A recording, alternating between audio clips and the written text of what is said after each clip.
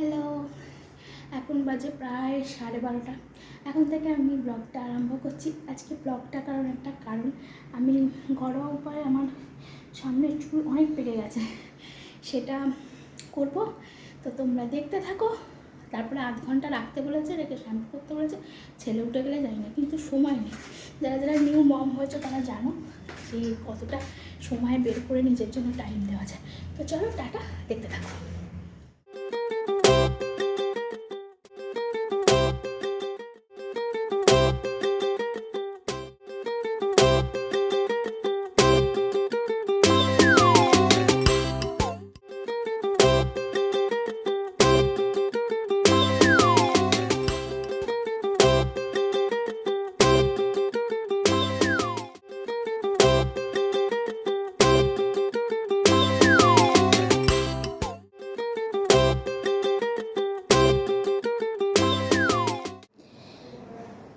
লাগানো তো কমপ্লিট, এখন বুঝতে পারছি না,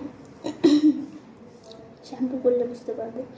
আর এটুকু রয়ে গেল, ভাবছি আমার বড়েরও চুলগুলো পেকে গেছে, বলবো লাগিয়ে নিতে, কী জানি লাগাবে না।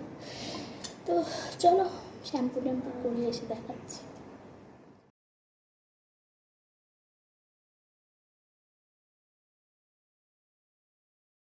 তো একেবারে বিকেলে ফেরত এলাম, আর কালারটা করে আমি একটুও স্যাটিসফাইড নই। আমার বেশি সাদা চুল ঢাকেই নি, মানে একদমই আমি স্যাটিসফাইড নই।